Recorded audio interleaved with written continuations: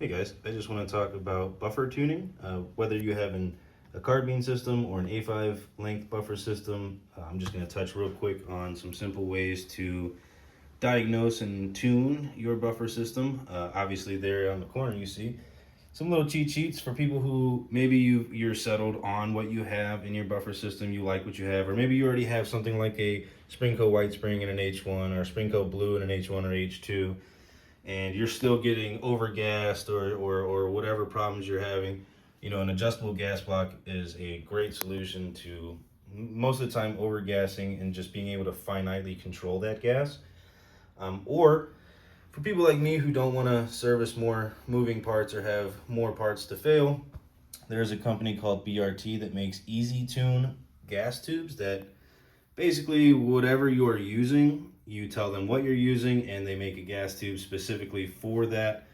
It's like a restrictive gas tube. Say you're using a lot of hot 556 loads and whatever, and you're getting a lot of overgassing. They might give you a tube that is restrictive where it acts like a gas block, but without the extra parts and all that stuff.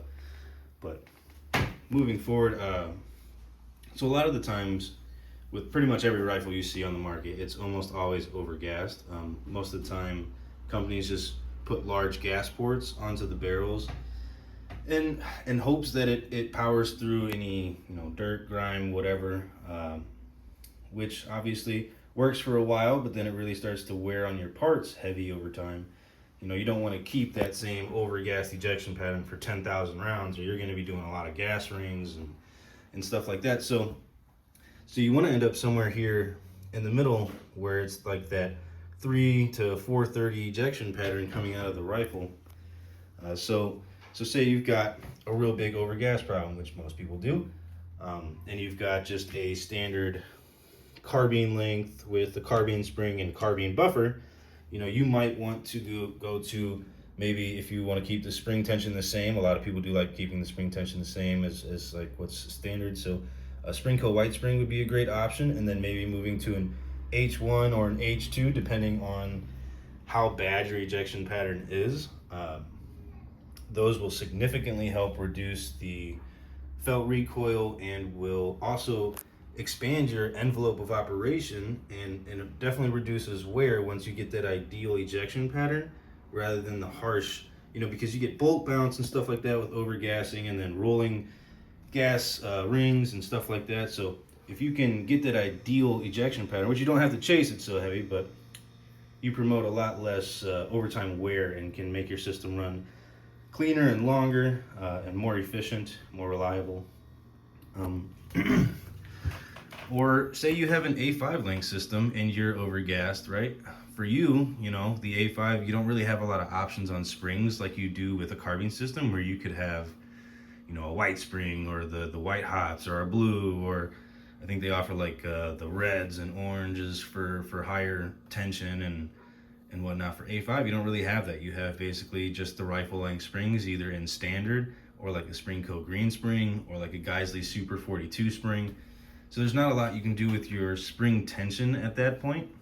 What you want to do then is start going through your different buffer weights. So if you're, say you've got a 16-inch rifle, A5 buffer system, and you're still overgassed, you put in, let's say you put in an H3 on your Springco green spring and you're overgassed. Maybe that gas port is just super large. You're using really spicy 556. You can't get it to calm down. You may not want to keep just adding weight, because adding weight also, that mass at some certain point you cross a line where it becomes, you're adding that mass coming back, felt recoil, and the mass going forward into the barrel lugs. So maybe you want to go with something more like an adjustable gas block or a BRT easy tune for something like that. And then, on the flip side, if you're getting a lot of short stroking or issues with that, you might be using an ammo that is maybe too low pressure, incompatible with your rifle and your gas port size. Like I know a lot of people running some cheap steel case or cheap PMC that for their rifle just doesn't meet the required pressure, and so they have a lot of short stroke issues, and for that there's really not a whole lot of options to add gas to your system other than a change in ammunition, or maybe lightening the springs, or even a lighter buffer than a carbine. I know some people like to use like the magnetic buffers and stuff for competition where they have low pressure rounds, so it still cycles reliably. But yeah, so that is the basics of trying to tune your rifle. Whether you have, like I said, that carbine or A5 length system, it's totally adjustable, totally able to be changed.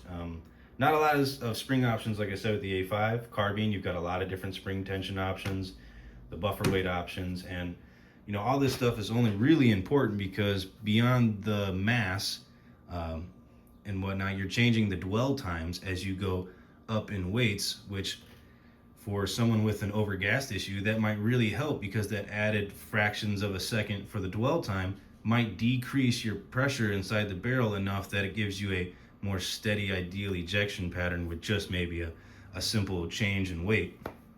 But yeah, thank you guys for watching, and there will be more to come. Specifically, this Sons of Liberty Gunworks A5 buffer tube is what will be featured in our upcoming build series. Thank you guys for watching.